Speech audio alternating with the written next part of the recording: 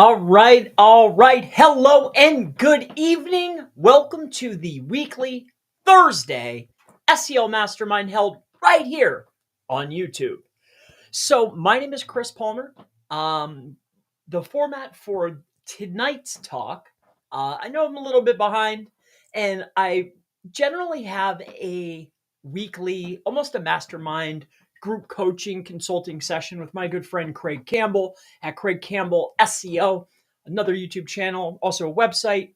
But with that said, each Wednesday at 11 a.m. Eastern Standard Time, we generally have a meeting. He was feeling very under the weather. So I already had the thumbnail done, but I got caught up doing client work. I started working, and you know how that goes, right? So in any case, I utilized the thumbnail for today's meeting. And yeah, I look forward to today. If you have any questions, please feel free to go ahead and ask in the comment section. But the format here is I'm going to go on into the back end. And what we're going to do is we're going to first and foremost take a look at any questions that you may have, left. And for future note, if you have questions, if you have concerns, if there's something you want me to look at, maybe an audit, maps, on page, off page, anything, feel free to go ahead and put at Chris-Palmer so it definitely gets risen to the top. Also, if you remember, I see your stuff no matter what. All right. So with that being said, I don't want to waste too much time here. We'll go over here to the community tab. Give me a moment here. All right. It looks like we're all clear. Let's go on into here. We will make this big. My office is literally across the street from my home. So my son left a crown. So I decided to put it on. And that's why I had that on.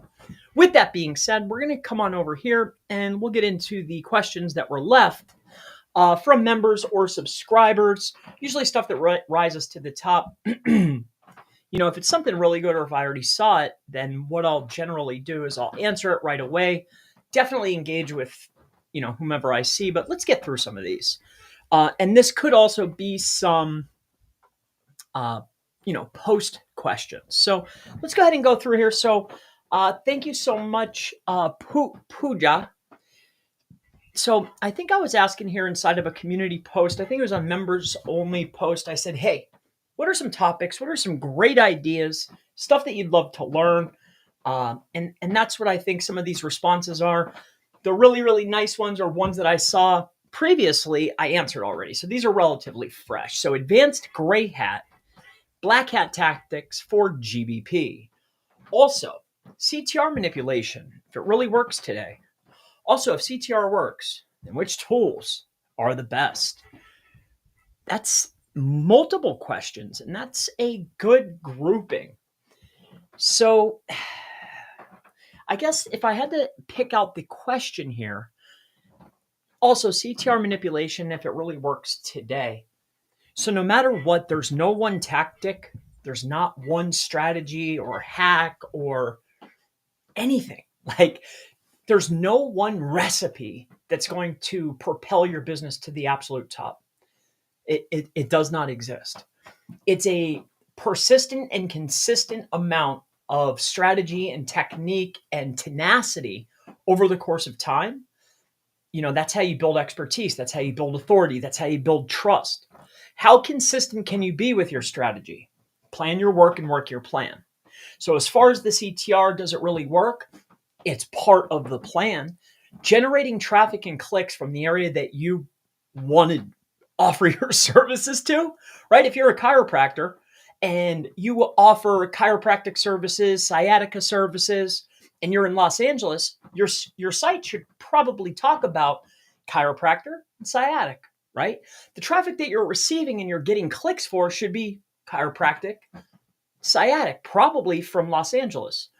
On top of this, you'll want your social profiles, you'll want your posting schedule, you'll want probably supporting content, author bios, and the list goes on. What I'm getting at here is it's part of an effective strategy, but it's not the only thing that's going to take you to the moon. So oftentimes when I talk to business owners or other SEOs or new SEOs, they're looking for the easy, fast way.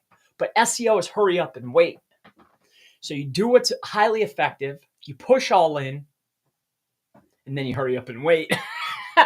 Now you get quick wins along the way. Now, with that being said, as far as tools change rapidly. I think I would start looking at particular types of automation, Playwright, Puppeteer, this type of thing. If you're really trying to look for something that's highly effective, you can get a lot done in there. So, answered in Mastermind Live. And I like this idea. I actually picked out a couple of these, right? I think yesterday or the day before I answered a lot of these. So, hey, Chris from TE_34. And if you have any questions live right now, anything you want me to take a look at, anything I can help you with, feel free, put them in. For some reason, I don't know why the scheduling functionality within the streaming software that I utilize, it didn't set up. Odd. In any case, I know I'm a little behind. Really, I went over to the grocery store, got my Greek yogurt, got my granola. I needed to eat. And I got my beverage here. I need a break. Thursday is my mastermind day, so we have our testing group. We start that at noon, sometimes 11:30. Start that at noon, from noon to 2. Then we do group coaching, consulting, work on courses that we're working on together live in the other mastermind, and then I come right to here. Sometimes, like, if I didn't eat since this morning, I need to take a little break. Sometimes not. Depends on the day. Anyway, moving forward. When releasing a press release, we should link directly to the money page, or would you directly to the root domain? So, all right. That's a good question. No matter what press release service you're utilizing, when you're looking at a general distribution, inside of the link profile, the web pages are set up like this, all right? Or the distribution is set up in this manner, or something very similar. You have your title, you have your H tags in your content. You're allowed to have an image, so you're building brand and entity association through images. You get an embed, probably Maps or YouTube or Facebook, right? You're allowed to have 1 to 3 outbound links. So this will be your money pages, like you're mentioning. And then in the bottom, you have your name, address, phone number, description, founder name, things along these lines, right? But that always goes to your homepage. 3 outbounds, an image link, and then on top of that, you get a embed. So with that being said, you're going to build to the pages that you're trying to influence or pages that are supporting the page that you're trying to influence. So this is the strategy that I would deploy, and I hope that helps you out.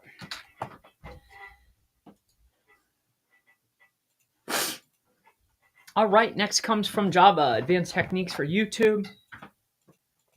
Good. Great topic. I like this. Yeah, video, we're leaning more towards video, especially as we expand on services and managed and packages. As we expand on service, as I expand my team, as Google expands what they reward, certain enhancements, functionalities. Yes, I think leaning a lot towards YouTube is highly effective. PBNs, whether it's public, private, getting links from sites, at least in the current, they still have a place. So with that being said, I think long gone are the days where you go out and build 100 links to a page and you just rank. Nah, I think we're way past that. I'm sure you're well aware. It takes a little bit more gumption than that. Moving on to the very next question, and thanks for that question. So, Unknown Moon 1321. How can we avoid HCU kicks? So that's helpful content update kicks. What is the new SEO era, and how does it work? You think AI generated content can damage websites? I mean, in terms of algorithm punishment. So, there's a trend or there's a topic. SEO is dead, or the new AI, or SEO is changing, Google's whittling away. It'll start on a blog. Let's just say, like, I saw Google is dying, or these types of topics, and then it's just it's not regurgitated. It's different opinions or different intents or different viewpoints. And it's just video after video and video. And the next thing you know, I'm talking to business owners and they're like, oh, man, everything's changing. And really yeah, there's some new functionality and features, but boy, oh boy, it's really actually not that much different, a little bit. Everything takes a lot of time with Google. So yes, there's definitely new players. Absolutely. Yes, AI plays a huge part, of course. Yes, there's new features and functionalities and overviews, and there's different ways to rank. When a door closes, another opens. See, just because this opportunity was shut off doesn't mean there's not new opportunity. We were going over that in the mastermind today when we're talking about the AI overviews. People also search for discussions found around the web. There's other opportunities. And plus, I saw an example. There's a gentleman that I follow and, we're business friends, I should say, not partners. He's on here. His name's Wes, but he was pointing out for courses, right? And I believe it was for like cardio courses or whatnot. And it's not that he's wrong, but one change of how a keyword or topic or phrase is searched dramatically changes the intent of the search. When you change the intent of the search, because of the advancements with AI, the entire SERP changes. The same players, but different pages and different types of result. So yeah, hey, this phrase right here, best, whatever it was, keto diet, but any variation of intent changes that SERP. So be very, very mindful. Be very, very mindful of that. In any case, the AI generated content can damage websites. Google can't read, but they understand topics. They understand topic association. They understand inside of a corpus what words need to show up. So do I think that readability has anything to do with rank? I know for a fact that's not true. With that being said, can AI content be helpful to the end user? Yes. Can AI content be optimized? Yes. Can AI content lead to more clicks, longer session time? Can it lead to a deeper rabbit trail within a session that actually is all stuff that you've created? Yes. So with that said, does it damage a website? Anything left to the wrong hands could possibly hurt you, right? Anything that can do good can also harm. So can it damage it? Sure. In the vast majority of cases, though, probably not. With that being said, and how when I talk to business owners, it's not as though they're even using, some are utilizing AI for everything, but oftentimes they're using it more as an assistant, maybe to fill in details. So yeah, moving forward. Terms of algorithm punishment. No. So I think we hammered that home. I'm not overly concerned with that at all. And neither should you be.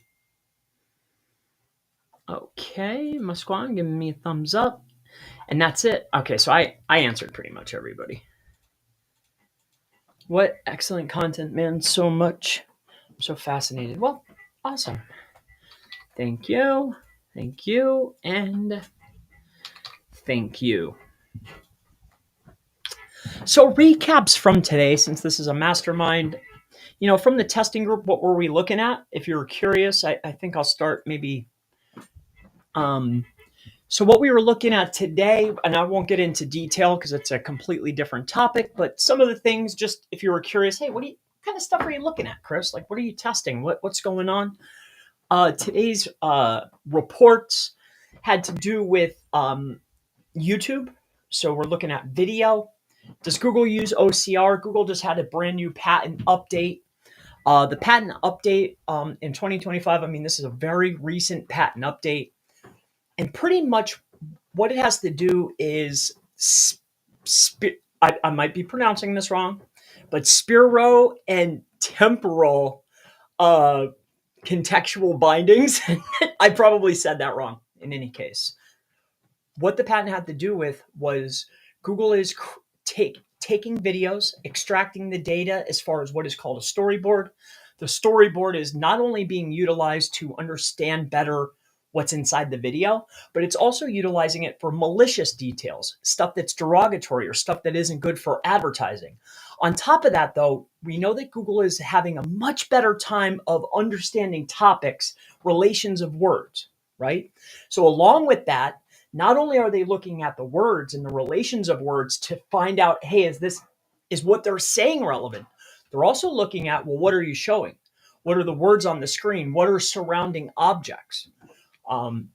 So that's what the patent had to do with it. I initially thought it was OCR, but it's much deeper. It's much more advanced. On top of that, what really piqued my curiosity is it was brand new, and it was you know how there's like, there's other sources, like they're cited, like there's more than one person for a patent. One of the, I don't want to say executives, but somebody from X was on it, and they're really good with AI. So it piqued my curiosity. In any case, I was breaking down that and the concepts, how you find the storyboards, what they are, how they understand stuff. And that was that. Moving forward, can you influence podcast rankings? I'm really trying to understand the influence of traffic for things like AI overviews, different stick parameters. You know, when you're looking for an AI overview, it might show pictures, it might show words. On top of that, there's people also ask the discussions, you know, these new enhancements. I'm looking to influence enhancements via traffic, not just authoritative sources. So we know that authoritative sources or written copy from authoritative sources consistently can produce these features, or you can have a better chance of showing up. I understand that. But is it that plus traffic, or can I just do it with traffic? That's what that test is outlining. I framed it as podcast. Moving forward, can you rank a podcast in people also search for? Again, this is just honing in on a particular feature or functionality. I'm using podcast as the frame, but I assure you we're looking at a much broader topic. And then lastly, can I influence the actual podcast's engagement, downloads, its rank? Can I show up inside of Apple's top topics or top podcasts based on download or category? We found some interesting things there. In any case, let's see if you have any questions. And that's what we covered today as far as the SEO Mastermind, if you were curious. Oh, another interesting topic that we covered today was entity relationships, how Google understands, like I mentioned before, relevance is rank. How Google understands is by associating what they call nodes, entities. So these associations and sub-associations is how they understand. In any case, the list that Google shows on their featured list under Google Search Central for schema markup is wildly different than the recommended schema types when building out a knowledge graph. So the entity association that they're utilizing in order to build your knowledge graph and to show how relevant you are, aka relevance is rank, is wildly different than what they're showing the public and saying, hey, you should use this. Just saying. All right, so we were going into that too. Let's answer your questions. But first, let's take this hoodie off and let's welcome some of you. J5, good to see you. David, great to see you. Trance in Canada, excellent to see you, my friend. And the very first J5, hey Chris, hope that you're well. I'm doing great. I hope that you're well as well. Next, we have Jonathan Vale. So Jonathan says, hey Chris, regards from Nicaragua. Hopefully I didn't butcher that. Are Web 2.0 backlinks still a thing in 2025? Are they still a thing? So Web 2.0 assets definitely still exist. Web 2.0 assets in some niches, maybe not, huge broad niches. They're not wildly used, but in smaller niches, local niches, establishing your brand with authoritative sources that just so happen to be low cost or free is definitely still a thing. Maybe not every SEO or, you know, not every SEO is going to be utilizing them, but there's always, in my opinion, you always follow the dollar. Follow the dollar and remember who's pitching it.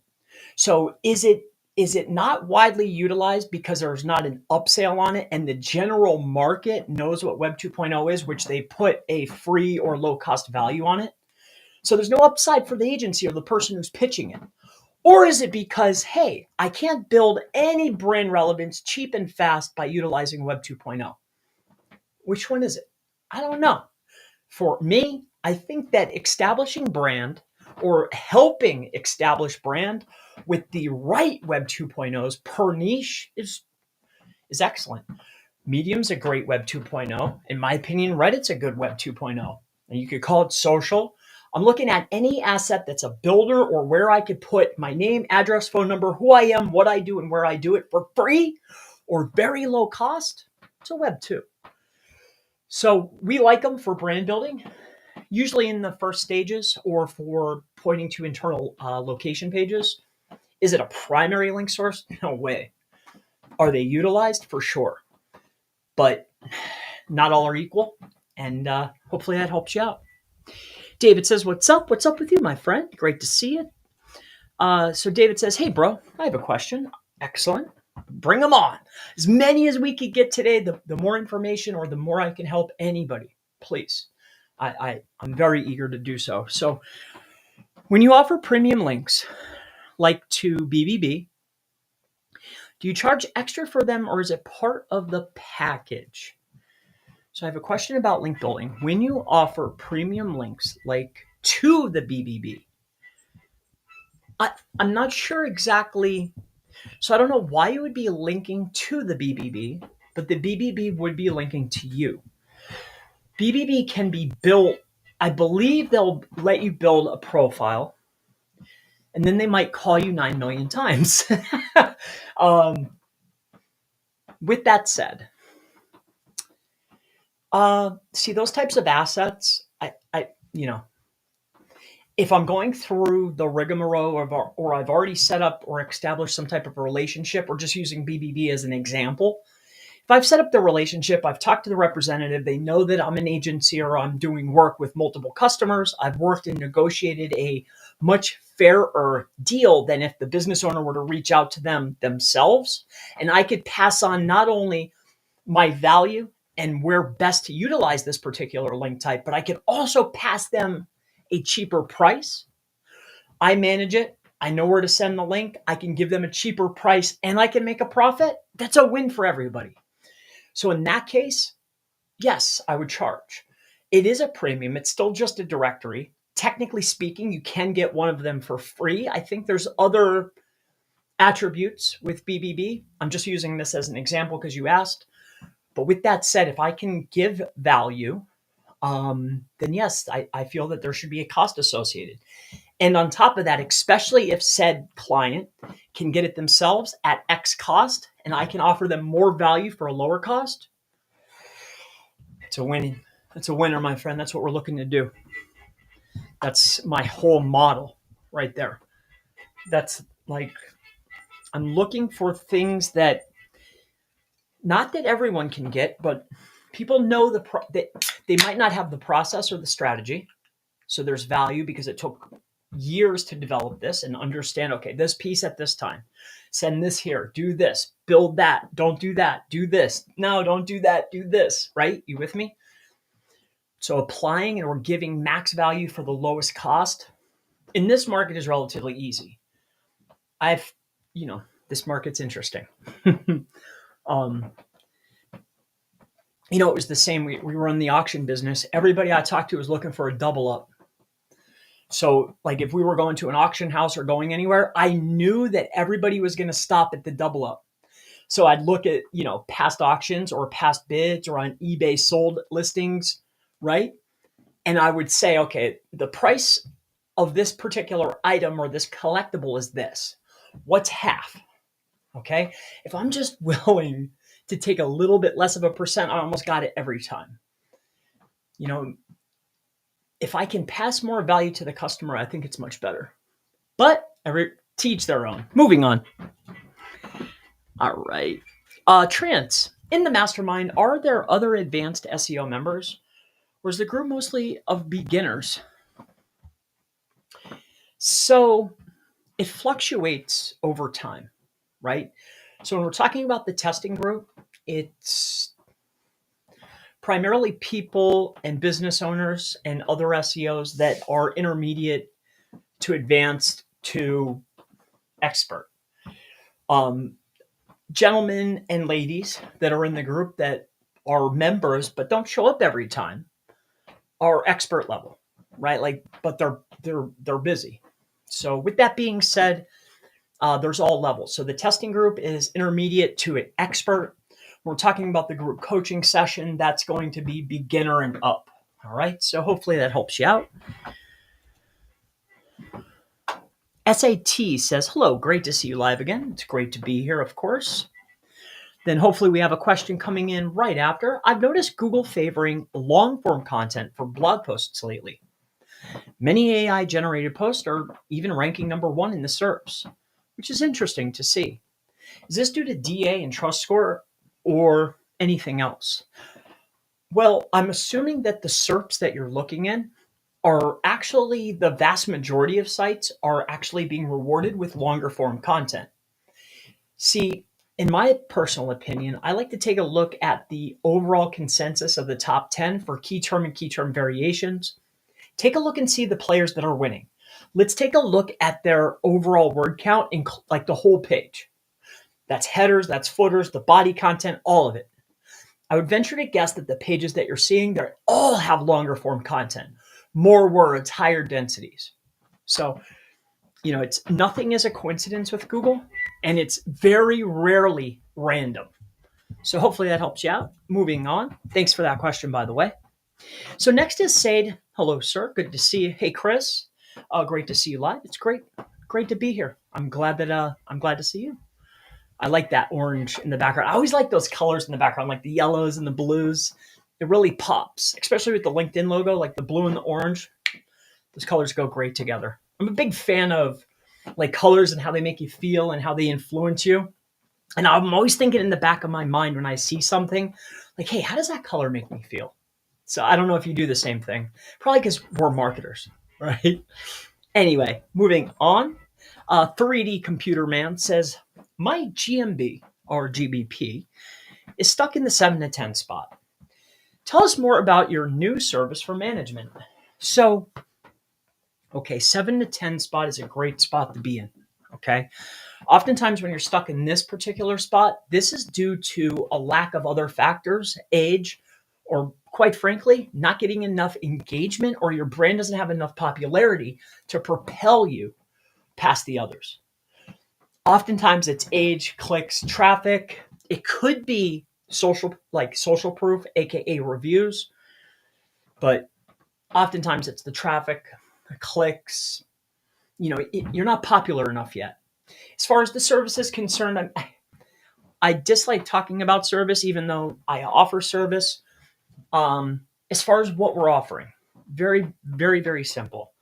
Again, just note always in the, if I have something, what I'm looking to do, and I think service is always a work in progress. You can always be better, right? So, but what I'm looking to do is I look at the market, I figure out, okay, what's the low, what's the high, what's a perfect cost, but doing the max work. So let's break this down. So if you were to come in, you would want initial research and keyword research and understand the brand. Really, it's keyword research and geo research, right? Time. So there's a value. Check. On top of that, you want your GeoGrid reports for your primary key terms, and you probably want those weekly or bi-weekly, right? So we generate reports and we do initial keyword research. After this, we want to optimize the profile from top to bottom. On top of that, products and services. This is a lot of time. Upload the photos into the products section. It's 45 minutes, maybe an hour. So there's another check, right? Keyword research, optimization. On top of that, we have a posting or posting schedule. There's updates, offers, and events. We like to get this on a consistent basis. What we're offering is 2 times per day. We'll take care of the images, the copy, the posting schedule. So that's posting, optimization, keyword research, plus all the time associated to this. With that being said, we'll also produce the GeoGrid ranking reports on a weekly or bi-weekly basis, depending on what is required or best for you. Lastly, we want to take care of traffic and clicks. This is where we have a massive advantage over others. Without going into too much detail, we own our own proxy service. We have all the hardware. We have our own softwares. We have our own bots in conjunction with others that are well and established, right? So with that being said, we're able to help the popularity of your brand safely while also providing an effective result. With that being said, we also want to take care of your reputation management. Now, this, of course, is going to be decided with the primary business owner, but our goal is to have our SEO align with your business and your goals, right? So if there's anything that doesn't align, we're not a fit, that's okay. So that's what we're looking to do. And then there's levels of commitment or work that we can do, like citations and PR and traffic and clicks and website traffic. We can do it all, but hopefully that helps you out. Moving on. I don't know if I need more caffeine, but okay. I was sucking them back all day. These PS, and this is not, I wish this was a paid promotion. It's not. I really like this. They have a watermelon beverage. I don't know if you've tried these before, but they are excellent. Just saying. Okay. Ooh, that's good. Moving on. Yo, I was watching Boss Baby the other day with little Chris. And like Boss Baby's like, he's talking to Tim, the other kid. And then he's like, whoa, power nap. It was funny. Anyway, moving on. We have more than SEO. Good to see you. In addition to ranking in Google videos. Do you have suggestions for traffic and getting regular Google local SERP rankings for Vimeo videos, which are optimized? Client doesn't like YT. Uses Vimeo. Well, so we're in a closed system. Google generally rewards Google. With that being said, I always hate to dispute with clients. The client at the end of the day is right. But we have to note that they're not buying a service. They're buying a result. So if I'm looking for term and term variations, supporting terms, if I'm looking for what they're creating video assets for, what's currently being rewarded? Like look in Video SERP. Take a look at the actual search results. Like if they want to create the video and upload it into their Vimeo premium account, and on top of that, YouTube, great. They should probably broadcast it across Facebook as well, maybe X. We want to use as many of those asset types or platform hubs as possible. I digress. What I'm getting at here is what's ranking, what's driving traffic. We're after a result. It doesn't matter. I don't care if it's, Celsius.com. They're a drink company, but their videos are ranking and I can upload mine. That's where I'm going to put them. Right? So that's what I would do. We're aiming to generate traffic, lead, sales. If they want to double load it up, that's fine, but we're after a result. All right. So I would make that very evident to them if you can. So hopefully that helps you out. What I'm getting at is you can't, if Google is rewarding YouTube, the probability of you getting a Vimeo video to pop in there, highly unlikely. And on top of that, the money, the time, the effort to do that when I could have just did it on YouTube. Is it worth it? So weigh the risk and reward or the ROI and the work, do what's best for the client. All right. So it's usually going to be YouTube, but hopefully that helps you out.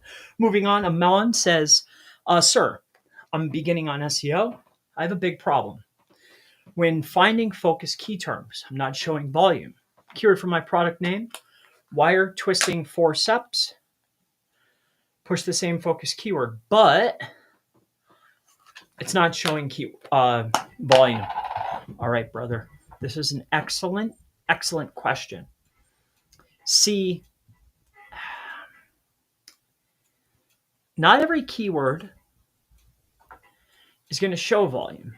Okay. Oh, it's this one. Give me 1 second. All right.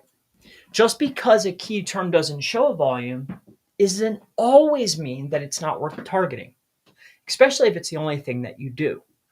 Furthermore, I want to point something out to you. Here, let's come on over here really quick. And let me show you a few checks. All right. So let's grab your primary key term, and I'm going to open up SEMrush. SEMrush, if you said you're a beginner, SEMrush is, in my opinion, the premier tool for, keyword research, backlink checking, and I'm not on the ambassador team anymore. Well, maybe I am. But, it's a great tool. It's like the best, in my opinion.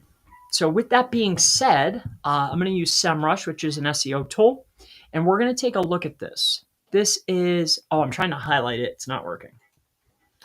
So let's see here. Wire twisting forceps, tungsten carbide.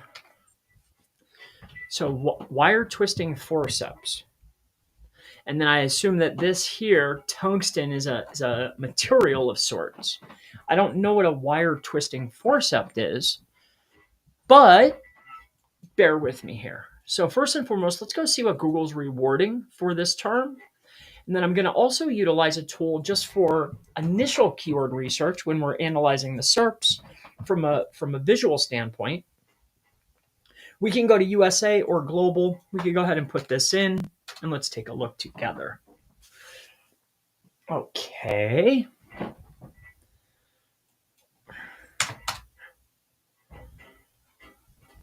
Okay.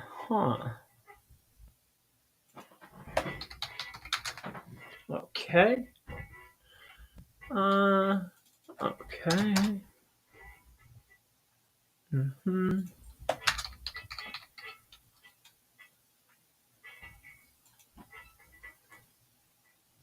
All right, let's get rid of the feature. The feature is that it's tungsten, so wire twist forceps. Bear with me one moment, sir. I'm just taking a look at a few things here. See, what I'm really looking at is each time I get closer and closer, I see. Okay, so that is where it changes. The forceps is the contraption. The twist is like a twist. There was a change in what Google's rewarding. So obviously they're different. And we knew that they were different because of the key term, but let's pretend we're new to this, right? So we're taking a look at this. So the forceps is the contraption. The tungsten is the material or what you're twisting. I'm not sure. So when we're taking a look at this, I assume that this is not a geo-specific search term because Google is not showing me a search result. In fact, they're showing me shopping results. So I assume that this is more of an e-commerce type platform or intent-based key term, right? So what we want to do then in knowing this is we want to take a look at the top performing website. Right now, the top performer for you may be different. If so, I would take a look at more blended data, utilize the keyword research tools, and let's take a look at some of the top performers. What we want to see is the sites that are in the position that we want to be in, are they getting any traffic? Just because it says 0 doesn't mean that it is. On top of this, if this is just one of many items that you service, right? Or I don't know if these are wire twists is the big idea. And then on the wire twist page, perhaps you're talking about the plastic ones, the tungsten ones, the features. And again, I'm not in the tungsten twist business, so I don't know all the ins and outs, right? But with proper keyword research and going through, you see how I'm thinking about this? I'm looking at the top performers. I'm breaking it down. I'm taking away the materials and the different types. I'm seeing what Google's rewarding, what they're not. I'm looking at the top performers. right? Like, could I make one page about forceps and then list everything? This is the keyword research aspect, right?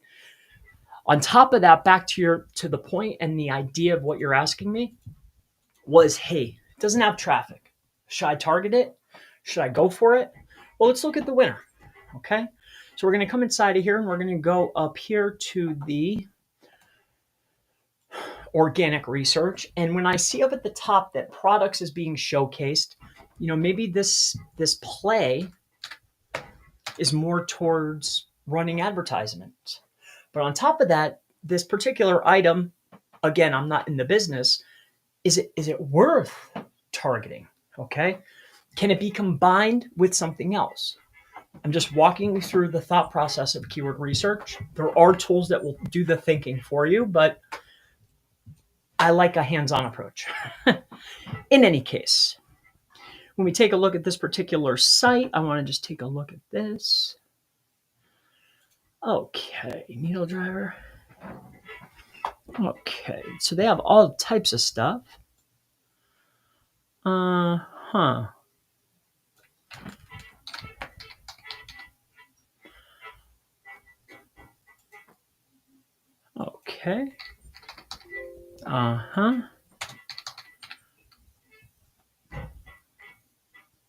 I don't know what a DEBA key is. Veterinary. I don't know. Okay, so it's on instruments. So that's the top level. And then they bring in that page. So this is the forceps page. Peen. I don't know what peen is, but it's bringing in some type of traffic. See, here's a premium example of what I'm getting at. So yes, that primary term has no search volume. However, this particular business owner ranks at the very top. Okay. Now, I don't believe that this is a geo-specific search term due to the product listing and the functionality within SERPs. However, that doesn't mean that Google's not going to change the search results based upon my intent or where I'm at or my past history. With that said, take a look at this page, for instance. They rank for the term that you want. On top of that, yeah, they don't necessarily get traffic for just that, but on this same page, forceps tissue straightening, right? They have all these different articles. I think it's 2 or 3 different ones, but they're bringing in all these different keywords. See, a page ranks for more than one keyword, right? So just because that head term may not, there's other terms or other products in this case that could be talked about within that page that can make it worthwhile. So I know this deviates from your initial and very direct question, but hopefully it gives you a little bit of an idea as a beginner, like, hey, what am I thinking about? What's Google rewarding? What aren't they? What are the top performing sites? What are they showcasing? Is there another base term that I could go after? Is organic search or content marketing even the strategy for this term? Should I run more of a paid approach? Multiple aspects to this. So I hope that helps you out and doesn't just raise more questions, but hopefully that helps you out, my friend. Moving forward. Lots of answers there. All right, more than SEO. Are you noticing for mid-competition?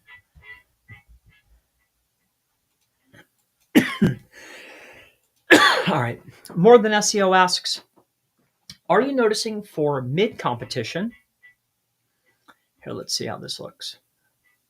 No, this one? This one? Nah. This one? No, this one. See, I think I like that one the best, where my head's down there and it brings up the question. I think this way is the way I like. And then you bring up the question on the bottom. It's fun that way. So in any case, more than SEO. Are you noticing for mid-competition local keywords, cities with population 200,000 to 400,000, so relatively large?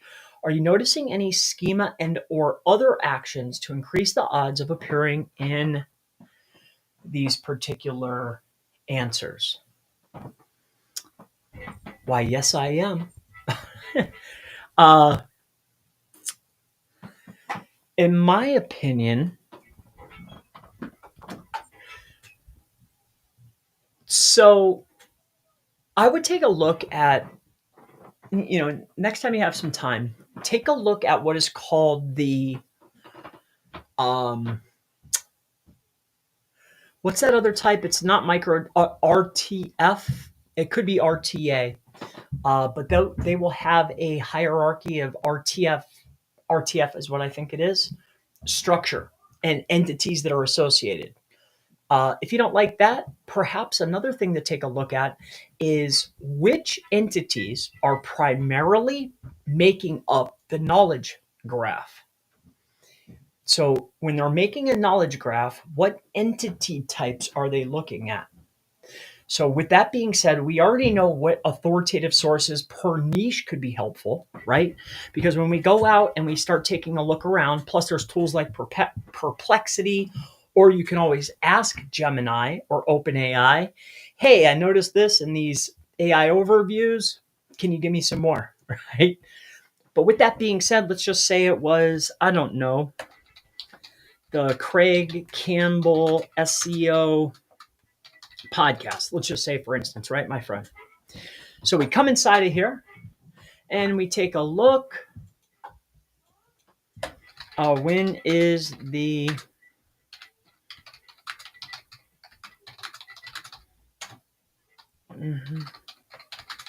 bear with me here. I just want to point something out.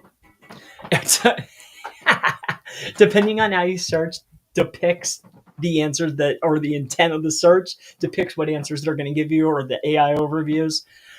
Better yet, here, let's take a look at our best, I don't know, car accident lawyer. This should trigger it almost every time. In, I don't know, in Maryland. Okay, stick with me here, right? I just want to connect a few things for us. I have to be participating. Let me come over here. I think I shoved all that junk off in that one. No.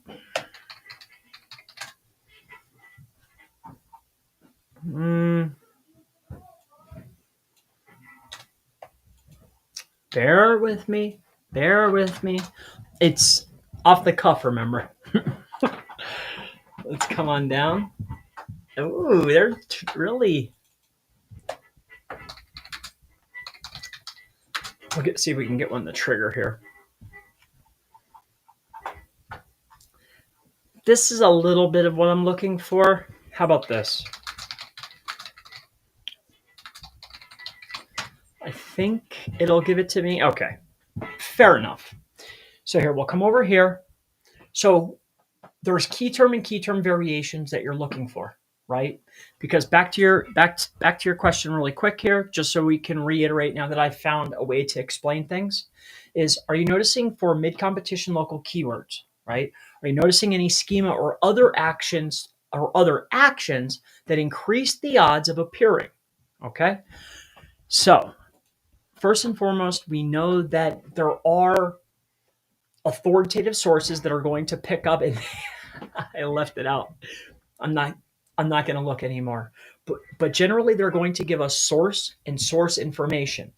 On top of that, as you scroll down here, you'll start to see other key features that are AI driven, right? Because you ask for not only entities or schema that can influence the rank or the AI overviews, but also what are the other things that you can do?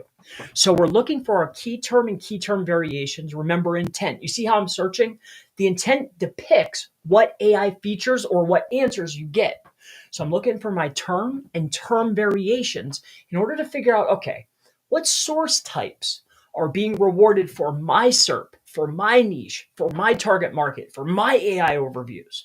Is it Twitter? Is it Facebook? Is it Huffington Post? Is it Forbes? Is it Quora? Is it Reddit? What are the authoritative sources? So now we've established those. Now remember, we've established those authority sources on the web. Content's has an ID, right? Because websites have an ID. So now I have my website. Web page schema establishes the entity. I'm also going to co-associate those websites. Remember the authority sources that are showing the AI overviews? Well, what am I going to name in my schema? The other assets that are naming me. I'm creating those endpoint relationships. You with me so far? So I'm building these sites, the ones that are being rewarded. I'm mentioning my website entity inside my schema. I'm mentioning those sites, websites in my schema. There's a connection. On top of that, there's other schemas that are going to make up entity, right? They're going to better connect the dots or build the knowledge graph. Furthermore, take a look at this. Google knowledge graph API info. This isn't all of them, but this will give you a better idea. So you can come inside of here, come on down the page here, understand machine ID,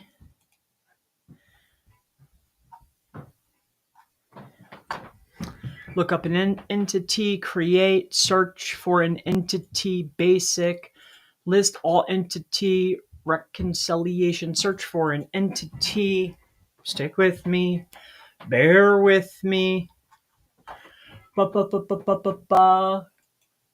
code samples, no. I just want to show you a quick list, okay? Just to help you out a little bit, because then you know about getting the authority sources, the ones that are being rewarded based upon intent and giving AI overviews or showing up for other enhancements.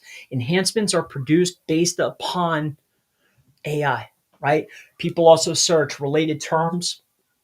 That's searches too. On top of that, discussions, forums, AI overviews, video overviews, and the list goes on of enhancements and features, right? So we know how to gather up that stuff. Now let's start making those connection points for Google. Well, which particular points do I need? Well, I know organization is one, web page is one, person is one, right? Maps, geolocation is one, but there's lists. Now you can go and dig up all of them, but you can also come in here and take a quick little teeny tiny little look here if you want. Search widget, you can find them yourself. I don't know exactly where it is, nor do I want to waste too much time. I just wanted to get to the answer because it points out, hey, name your web page, organization, local business, geolocation, image, anything that has an entity, people, places, things, places, music, books, anything that's given an entity ID or a topic or an idea, a location, a person, an image, a podcast. Think of those types when we're thinking about schema, and then think about how I can connect other sources that are online inside the schema, and that's how you would go about it. Hopefully it helps you out without digging too far and going too far in the weeds. It's fun to think about though, isn't it? I know. Spent some time looking at that, especially and then how much is too much and how much is needed? Or if there's 20 different things that you could do, which ones are most effective? And that's where I'm at this point. The ones I just named all of them off my head. But do I have to do everything? Or can I just do like two things? When I have that answer, you'll be the first to know. Moving on, John Smith. Hey, Chris, how am I doing? I'm doing good. I have a question in regards to local GMB. I have two approved at the same locale. Should I keep them both? Maybe change the address? Should I just merge them? So you have two approved at the same location. Are they both approved for the same category of business? Are they in the same niche? If they have different names, different phone numbers, different descriptions, and different primary categories, I'd keep them both. If they're both targeting the same thing, you're really just asking Google to force which one they're going to reward. Oftentimes, it's the one that you put there first. So that's my opinion on that. We don't want Google to decide. We want to decide. On top of that, if I can maximize my search and my click and my call and my sale potential, then definitely go that route. But they're same primary category, same business name, then I'd pick one to keep. So that's my opinion there. Merlene Marino Glass. Do you plan a Google local live session soon? Topics like GMB in different languages, DBA optimizing, schema markup, landing pages for areas with the same service, monitoring rankings in Maps. Google local live session soon. I wasn't, but I mean, we talk about these types of topics pretty consistently. So I guess, yes, I am planning it. Next is from RDSEO. I have a city specific service page that's ranking around 7 or 8. I built some business directory links to the site, varying the key terms. Now it's in position 13. That's right. You've introduced a factor. So you've built a large set of business directories to a particular page. On top of that, you've used varying keywords, so anchor text. If I am pointing said factor to a particular page, I'm really requesting, without saying anything, for Google to recalculate current position, sort order. Like the relevance of what you're pointing to, most notably, is getting re-ranked, repositioned. Google's recalculating or calibrating. Now, sometimes you come back stronger. Sometimes you come back as a neutral. And sometimes you come back a little bit lower. With that being said, I wish you the best. What's the best way to regain the rankings? By getting those directories to index, or at least get initially crawled. I don't know how many have been seen and how many have not. Make sure that those anchor texts are naked and or brand. And then aside from that, make sure next time if you're doing bulk link building, try to be a little bit more diverse with it.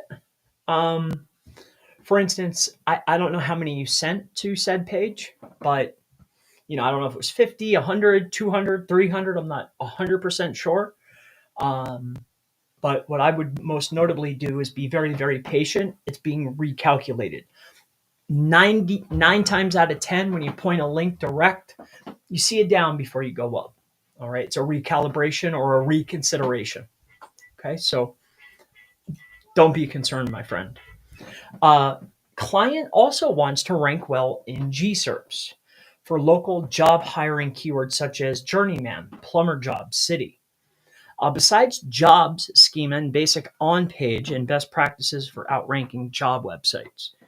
So this is a massive uphill battle. Oftentimes, if we're talking about fighting against massive players that have been around for years, 5 years, 6 years, a decade, sometimes, there is such a thing as market conditioning. Users or people that are searching for plumbers or handymen, they've been to the SERPs before. They've seen the search results before. They know Angie, they know ServPro. They know certain particular sites, right? With that being said, sometimes being down below, being different, having a different way of looking at the data, offering something slightly different, but showing up number 5, hey, it's number 5. Doesn't mean you're going to lose, but the probability, you have to note this. Like I talk to business owners about this all the time. Like think about this. Google's a product just like yours, right? Angie's been there forever, right? I'm just picking on them just because it's on my mind, or, it's the first thing that comes to mind. Like Google's a product. Like they're a sure shot. They're a sure bet. They spend lots of money. They've been around forever. Like, why would Google risk their product to push you up? Like you didn't sit there. You have a relatively new business. Like it's just from a business standpoint, why would they do that? So is there other niches or topics? Like directories list all types of stuff. Is there more areas you can go into? Don't get hyper focused on something vanity, right? Kind of like I talk to SEOs or business owners, and they'll be dead set on a term in a city to spend all this money and all this time when they could have expanded their reach. They could have expanded their service. They could have expanded how they're marketing. So you don't get caught up, you know? So hopefully that helps you out. Last thing you want to do is get 5 years down the road or 2 years down the road and you're still spinning your wheels, right? So hopefully it helps you out. 3D is next. So on a pressure washing site, you do recommend local service pages. You showed a site service local, then this showed a site service. That's right. What's better? It's not better. It's whatever Google's rewarding. So oftentimes, I think we're conditioned as humans and just from content and life. Like, oh, it's either or. It's whatever's best for your market, for your niche, what's being rewarded.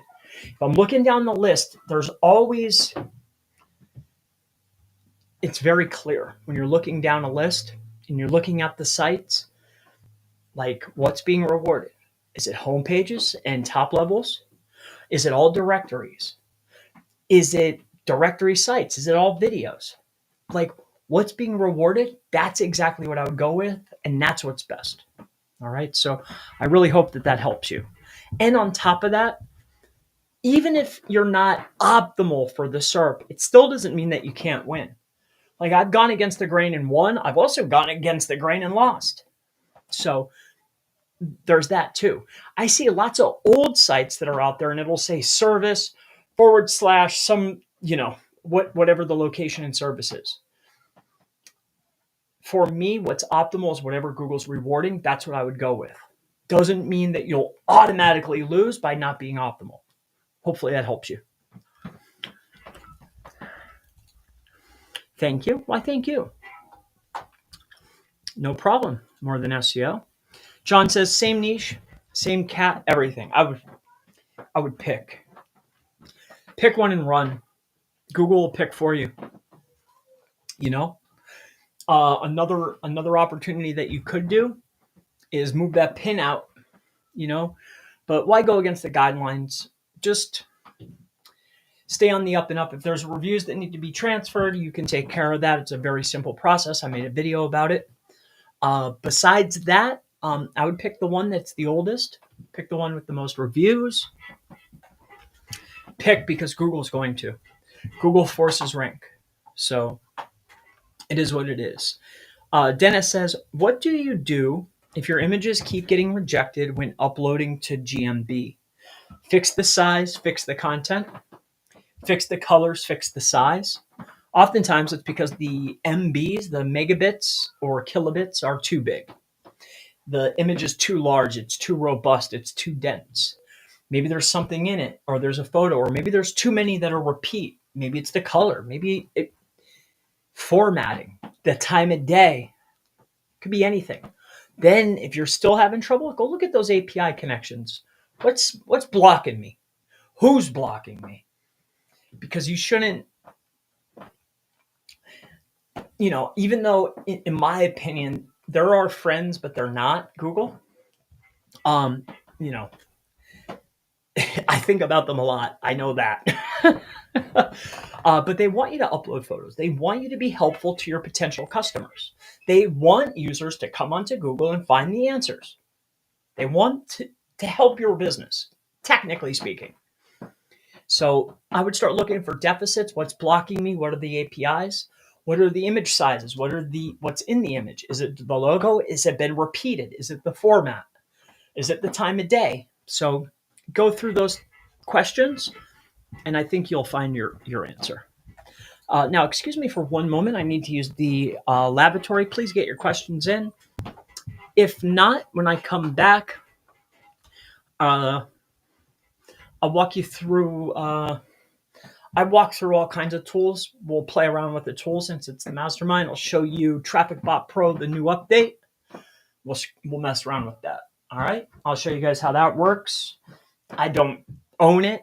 It's not mine. I don't even recommend it. We're just playing with a toy. All right.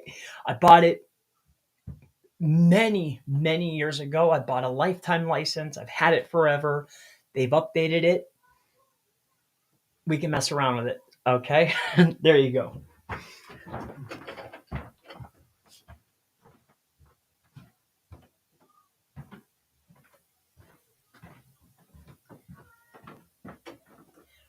Just give me a minute, Bill. I have to use the lavatory. I'll be right back.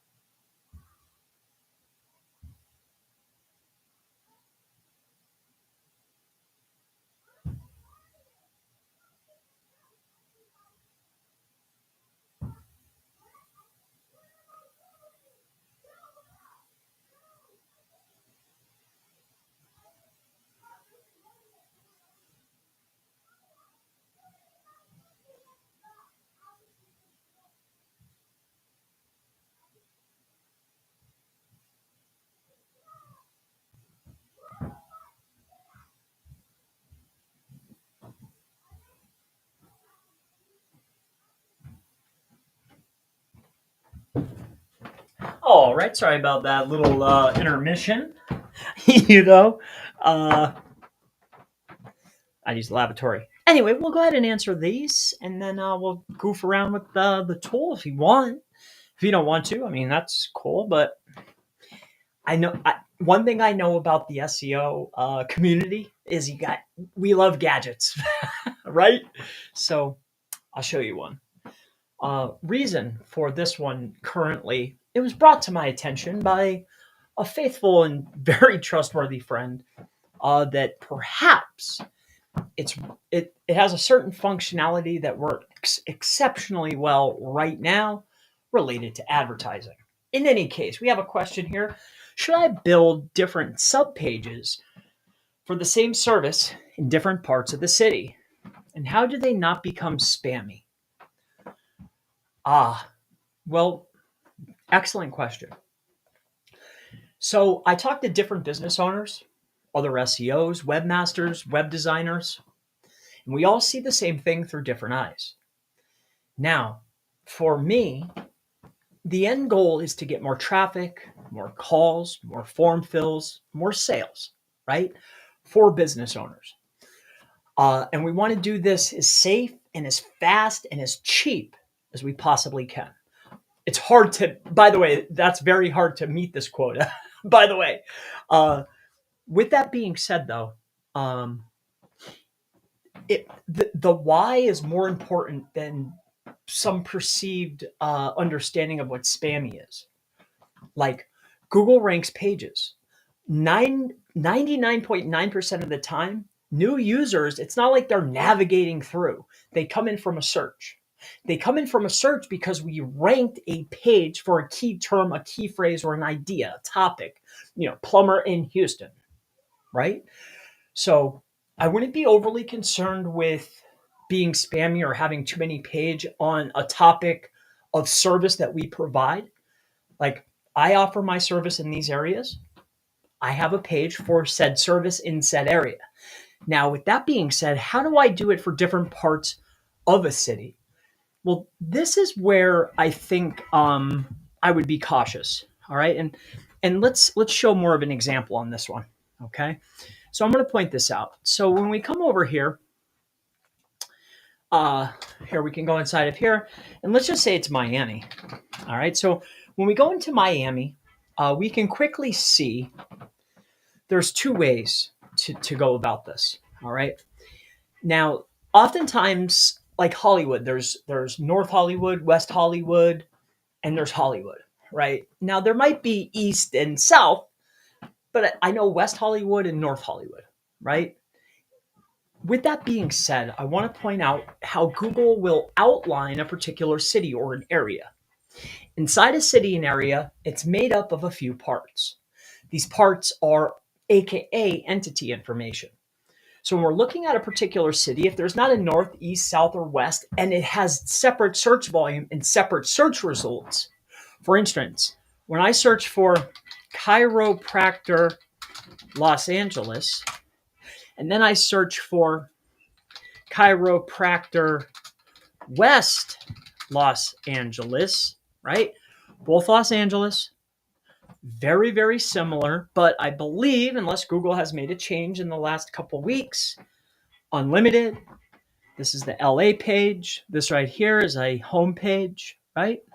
This here is a Yelp listing. We are going to the LA listing. This is the Cairo guy homepage and the Chiro homepage. Great. Now we head over here to West. Aha. Different pages, different SERPs, different brands all together. Sometimes you'll see the same sites, but different pages. Here's a premium example of what I mean by the Northeast Southwest. Does it deserve its own page? Does Google reward different sites, different pages? Like, it could be the same city, but different parts. So in this case, we have North, or we have Los Angeles, and then we have West. Okay. Now let's go back to our example in Miami. All right. So in this case, if there was the Northeast Southwest, that's fine. But let's just say there's not. Let's say we're just going after Miami. Now, what we don't want to do is we don't want to come in here and we don't want to start creating pages for neighborhoods like Havana or, Alpa or Wynn or the Design District or Little River or Little Haiti. No. I understand these are neighborhoods, but these are areas of interest. Now, remember, we're trying to associate entities. We're trying to give deeper understanding, relevance, because relevance is ranked to our pages. So with that being said, what makes up more relevant? What are entities? People, places, things, and locations, right? So Miami is in a state, Florida. Miami is in a county, Dade. Miami has neighborhoods and towns. These neighborhoods and towns have zip codes. You with me? So I create my Miami page. How do I maximize the visibility of that page while also driving relevance to my Maps listing that may or may not be connected to that page? By including the information related to zip code, neighborhood, town, county, state, and of course, the city that you're in. And that's how I would develop the page. But Chris, how do I get all that information into a page? Well, when you're creating a page, there are design elements that are visible, non-visible, hidden with CSS or scripts. How you determine how to get that information into the page, schema, lots of opportunities. You can hide it. You don't have to hide it. You can put it in accordion. You can put it in the schema. You could do all of it. You could just say, I don't even care, and move it all the way down to the bottom of the page. Keep this in mind too. And if you don't believe me, install Clarity, which is a Microsoft product for running what is called a heat map to see engagement inside of your pages. Or you can utilize a tool called Hotjar. Okay. with these two tools, one's free, one's not. I think they both have free options, irrelevant to the fact that what I'm trying to get to is most people that have a query are looking to get their answer as frictionless, as fast, and as easy, did I mention fast, as possible. So when they land on your page, you want to hit them with at least 3 separate types of conversion action right before the fold. Depending on your niche will determine how far they make it down before they make that decision. But I assure you, they want to make that decision as fast as possible, as long as you have what they're looking for. Some niches are different. If it's a personal injury lawyer or a plumber, you're going to get more time on page. It's a personal injury. Maybe they're looking at settlement statements. You're with me? So don't be too overwhelmed with being spammy or including information or what's it going to look like, or this or that. Push it down. You also have the ability to hide, but we covered how to better optimize, and I hope that helps you out.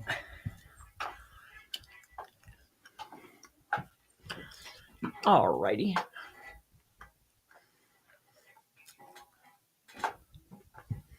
Same niche. Okay, so we talked about that. Should I build different sub pages for each? So we talked about that. Wait. So sub pages. All right, so we touched on that one. David says, I would like to try some proxies. What tips would you give me for best position to give me to best position my properties?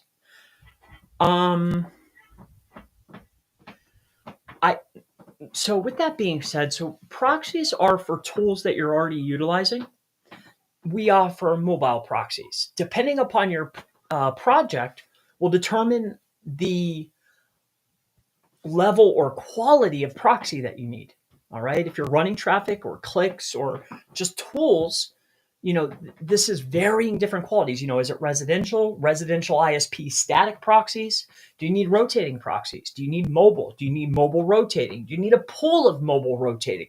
Are you scraping? Like, projects are wildly determined. Do you need IPv4? Do you want data center? Do you want IPv6? Like, what? Be mindful of what you need. You don't want to overspend if you don't have to. All right. Mobile proxies are not the cheapest, but they're top shelf. With that being said, some tips for positioning your properties. Traffic isn't the sundae, it's the cherry that's put on top. What I mean by this is traffic and clicks aren't the first thing you want to do. It's actually one of the last things that we want to apply once the other factors and time has been met. So I don't know where you're at. I don't know what properties you're talking about, but I hope that helps you out. So from the nether regions, hey, C, hope all is good. I noticed GBPs have limited service areas. It limits it to 20 locations. I think that's correct. That's right. So in the GBP, you can only put up I believe it's up to 20. It's either 15 or 20. Google makes changes, right? So it could have changed literally since we started talking. But I think 20 hits the nail on the head. So we're not necessarily putting all the information in that section, but within the website. All right. So hopefully that helps you out. Plus, on top of that, your GBP only gets so much proximity. And Tammy or Dave, I know you're well aware of this. So in next case here, would it be more beneficial to have multiple GBPs per locations? Or to be good just to have one GBP for the whole shebang?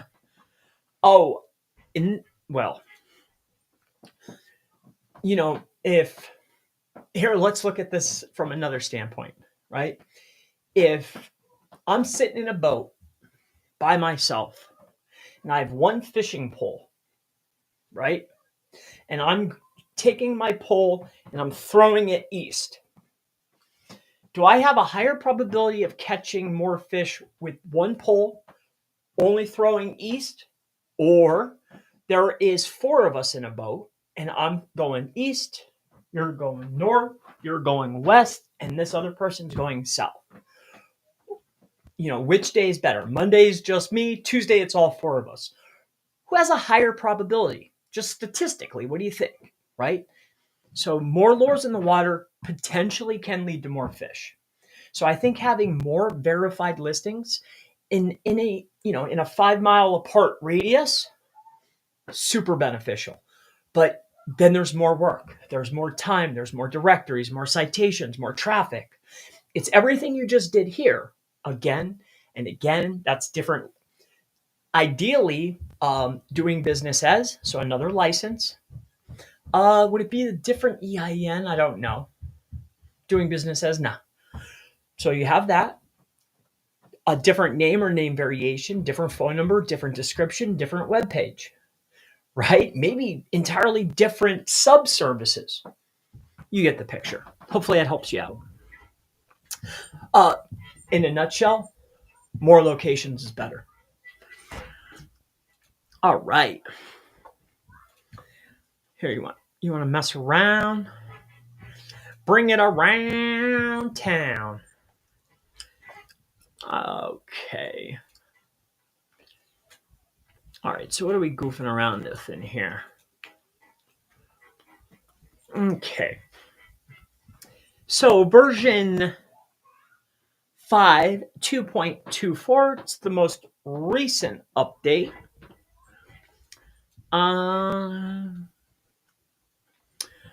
That's the other purpose of this. These are static ISP proxies that are in here. That's what we're testing out.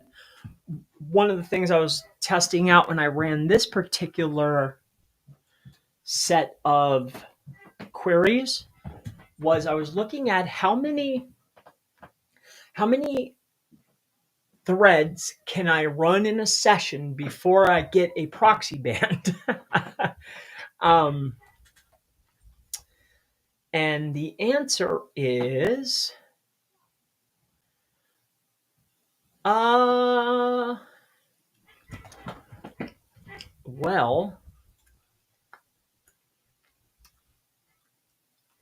not bad.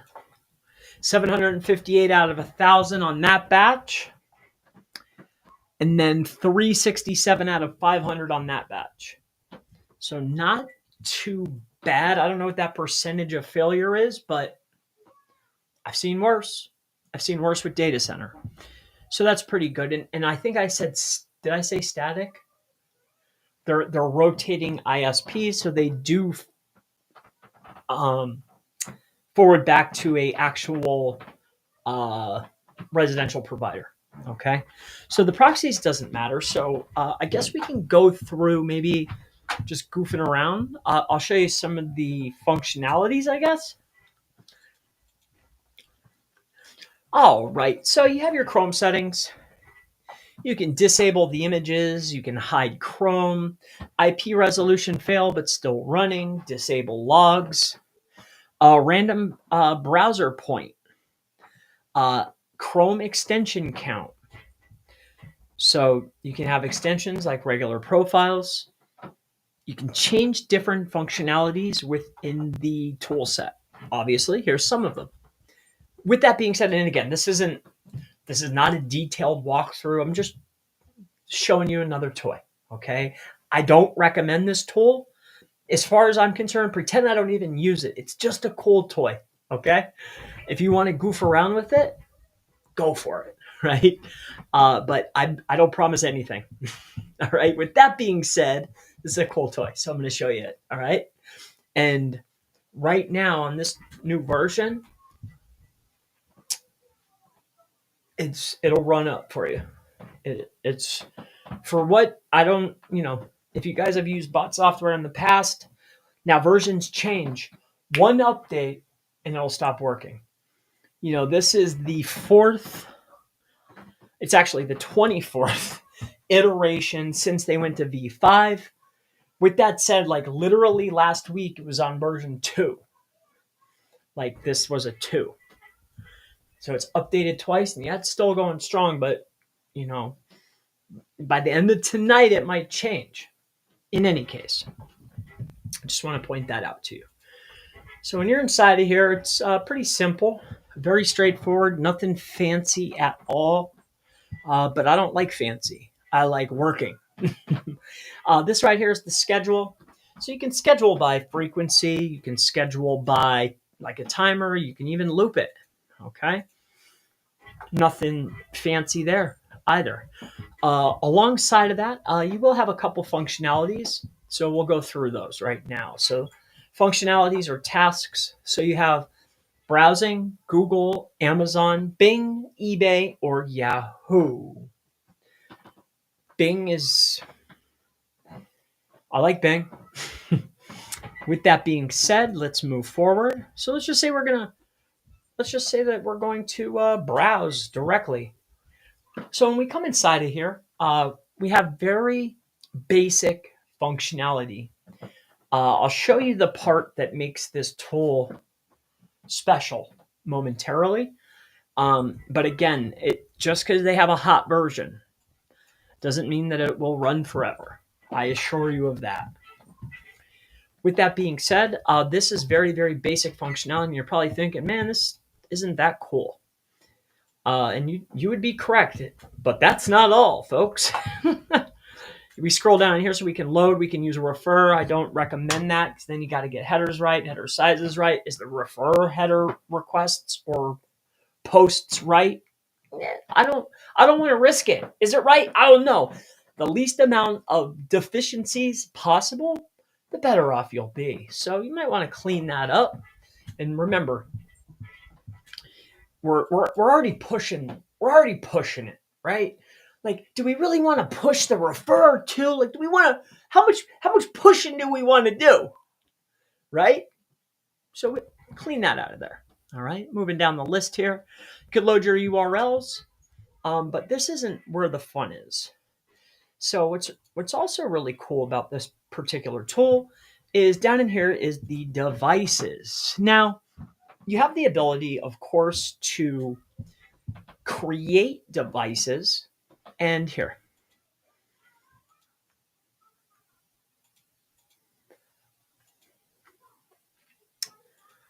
I have to go into a different part for that. So I won't even bother with that. What I can tell you is this. They have all the devices, all the browsers, all the different sizes and sets and fingerprints and all the stuff that matches up. Perfect for now. Next thing I want to know is, and what I like about this is generally with tools, you have to generate the profile to create the fingerprint to attach. This just does it automatically. And all you'll have to do, and you don't have to do it that way, you could just set it up. But I like to create fresh and attach and do it automatic. And that's what we've done here. All right, this is unlimited 60-40 split.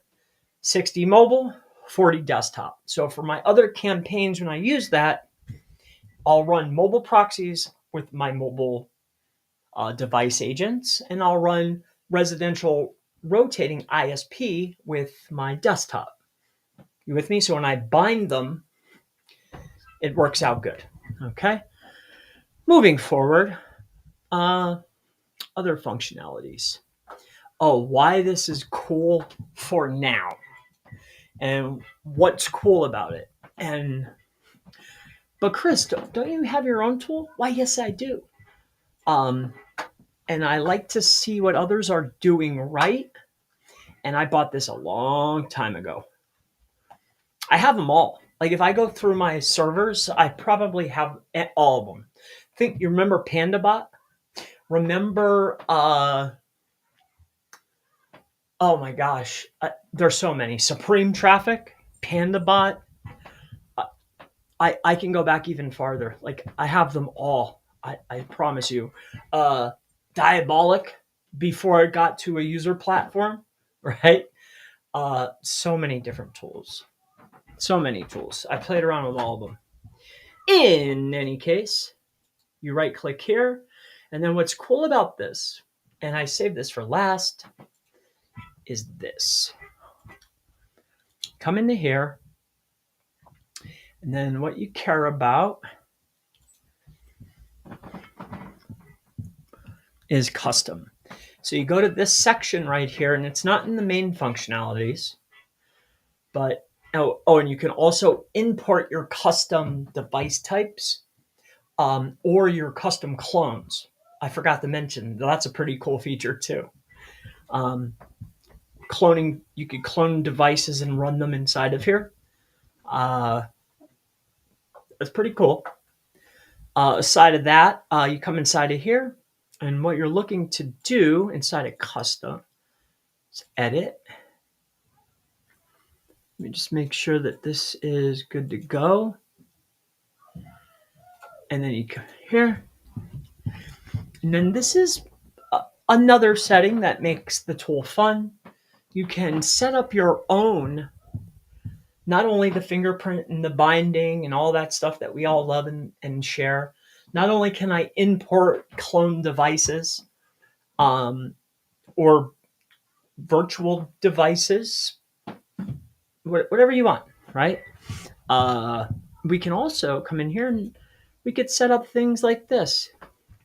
You just come inside just like you would with, say, Selenium. You know how they have those IDEs and you can set up sequences? You can also do it inside of here. Here's some of the functionalities.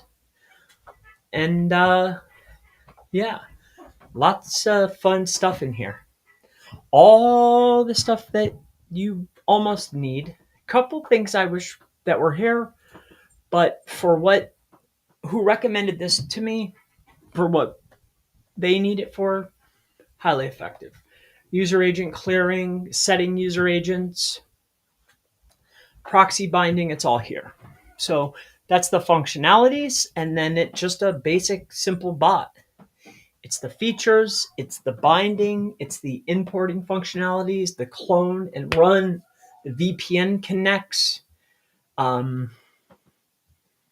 Yeah, pretty cool tool. Pretty cool. Logs, we can look and view. And then the best part, in my opinion, is that if I were to set this up, and I were to right click and we go to run, let's just say, so let's get a couple of these bad boys going, and we'll fire up the remote desktop.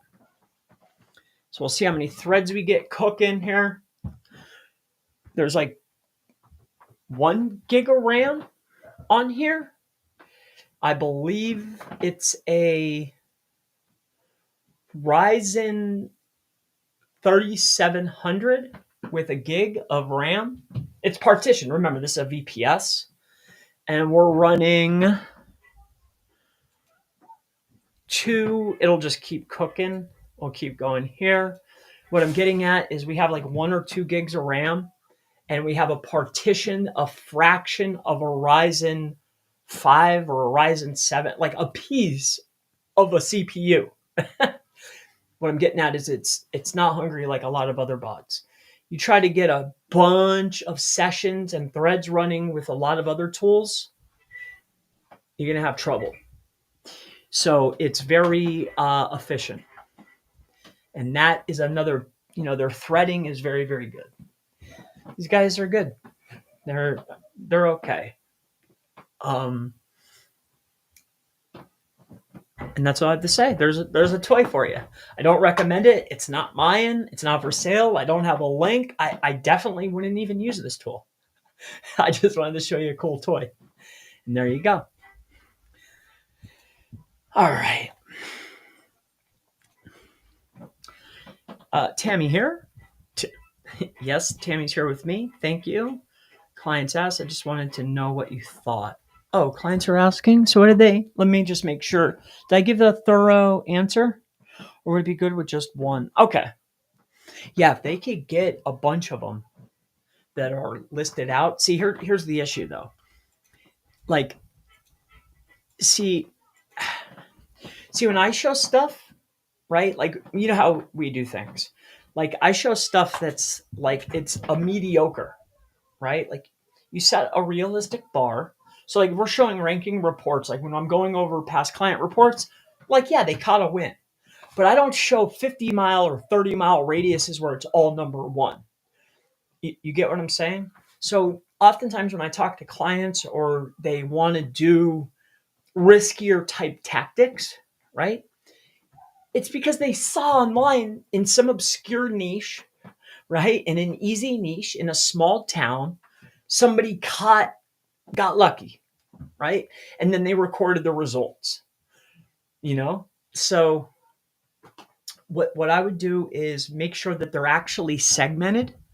So we know that Google's only going to probably give you, depending on the city, depending on the town, how many people, how many searches, how many businesses, 4 miles to 8 miles max, right? Per key term.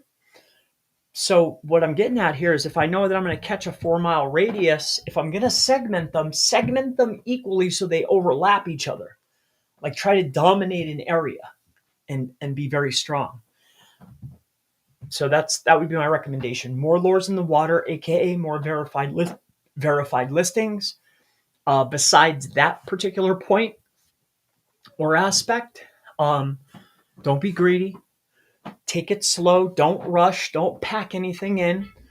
And another one. If they can't get them to where they're taking up, say, 5 miles, 5 miles, 5 miles, 5 miles to take up an area, and they have to overlap, then do varying categories. And what do I mean by this? So when you come in and you take a look at winners, right? For instance, let's just take lawyers, right? If I come in here and I look up law firms in Philadelphia, right? So let's just do, I think I spelled that wrong. Car accident lawyer. Okay, anyway, Google's got my back. In any case, what I'm getting at here is when you come in here and you look at businesses that are winning, we want to get an overall consensus. See, you can't be the expert of more than one thing, and it's better to be hyper optimal around one than be diluted on 3, right? So, but oftentimes, winners can win for more than one primary category. Case in point, when we take a look at this particular business here, the Plepper isn't popping up. Here, let's go to Levelin. They do relatively well. I remember talking to this dude at one point. But in any case, maybe it wasn't him. I'm waiting for Plepper to come up. But what I'm getting at is, when you're inside your primary category, in this case, they put personal injury attorney. And then when we come down here, this particular person is in here, personal injury. Oh, here's medical lawyer. Here's law firm. Personal injury, personal injury, personal injury, personal injury. But right now we saw law firm, car accident lawyer. Well, that's an ad. They might have spoofed that. But I've seen attorney, I've seen law firm, I've seen personal injury lawyer. You with me? This is all 3 different categories that mean primarily the same thing, that all have the potential to rank. So if I'm going to overlap, and I can't get around that, then go for this one's attorney, this one's a law firm. This one's personal injury, this one's a law firm. Or this one's attorney, this one's personal injury lawyer. You with me? And that's what I would do. Because you never know. Usually, too, when you get a bunch in an area, what you'll tend to find out is you make them branded. You don't try to stuff key terms in the primary title tag, right? In the name of the business. And what Google will do is when you start to be a franchise or a chain, they almost give you more prominence. They give you more power, right? So if I have 4 in a primary area, you know what I'm saying? When I have them targeting, this is this niche, this is this niche, this is this niche, this is this niche, this is how sometimes you can start to take up way more proximity. And this one that's 5 miles away for personal injury shows up in the SERP right next to your car accident or law firm one. You with me? Like these are both the same business, but this one's ranking, this is Larry Pitt and Associates, and pretend this one's Larry Pitt. This one's personal injury, and this one says law firm, right? But because I'm in the same area, I'm in the same county, I'm in the same range, and because I'm a chain, because I'm a brand, a brand, and I'm powerful, they show both. But it's for different categories, so they reward me twice. You with me? Especially in a pro list like this. All right. Doesn't happen all the time. Definitely not in Philadelphia for a car accident lawyer, but it happens in other niches. So hopefully it helps you out. Where you when we took this video over? I took anyway, let's see if there's any more questions. Oh, I saw I'm going to reproduce a video. I'm going to edit it and clean it up.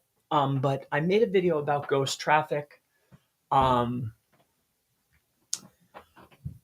I want to point this out to business owners if you're doing GBP, and to expand on being more dominant within your GBPs. So you're inside of here. We'll go back to this example. So when you first optimized your profile, glorious day, right? You got the white and the red, and it was bright, and you updated the exposure on your pictures, changed the pixels, which changed the hash, which updated the picture, even though it was the same. And you did the outside. Then you did the inside. Interior, exterior, members of the team, right? These law firms know what they're doing, right? You think this is unpurposeful? On top of that, not only are they showing exactly what's required, gee, I wonder if that's a coincidence, but also I bet you they're keeping it updated, and they consistently have outsiders or consumers or just viewers updating their photos, their images, their videos inside and outside in Jeep. Wouldn't you know that it's very, very similar to what they have in here? Not the same photos, but inside, outside, right? Reiterating the points. So what I'm getting at here is keep this updated. Show Google what Google wants to see. I went over this in the other video the other day, but go into what Google is looking for when it's verification time. That's exactly what we want to give them. Tools of the trade, inside, outside, the founder, team members, your truck, vehicles, locations that are surrounding your business, signage. That's what you give them. It's already sitting on the profile. Hopefully it helps you out.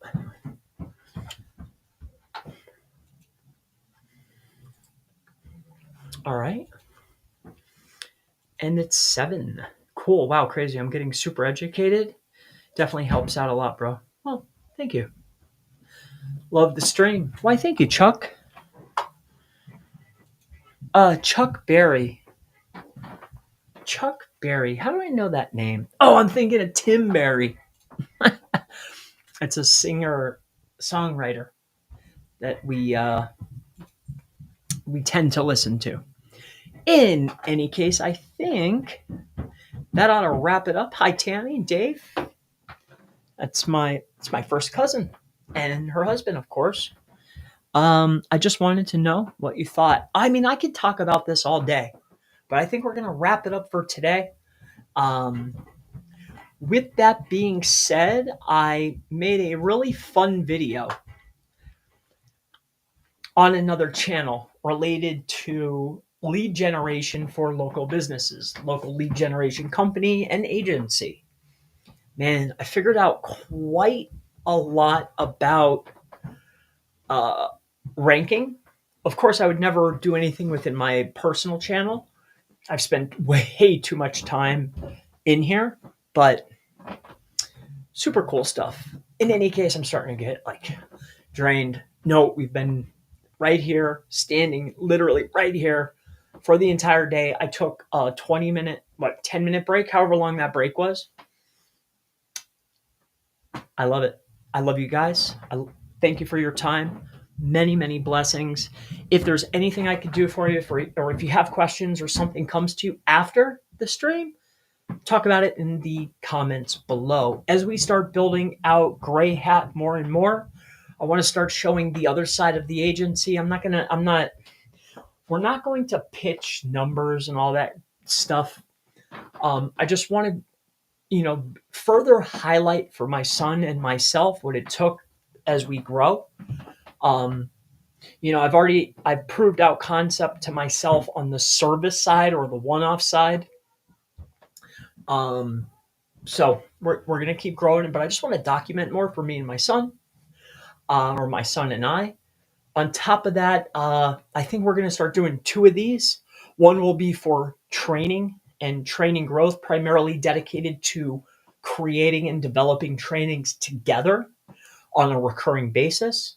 And then the other one will be hot seat or group coaching. So coaching or consulting at a discounted rate, $20 a month is pretty cheap. Uh, I would do it for free. Hey, you know what? I do it for free. In any case, if you need anything else, ask in the section below. We're going to start doing a few more extra things on this particular channel. Besides that, I also want to point out, if you need a mobile proxy, check out proxypixie.com, not CM, COM, for mobile 4G and 5G proxies. Back Connect, they run at 16 to 20 megabits per second. We sell them once if you go for dedicated. Shared, we sell them twice. We have all flavors. Besides that, I'm pretty confident we're one of the cheapest around. We're beating BART Proxy. We're beating Railbyte. I'm beating any mobile proxy provider. If you name them, I guarantee I'm beating them. And if I'm not beating them, then touche, because I can't go any cheaper.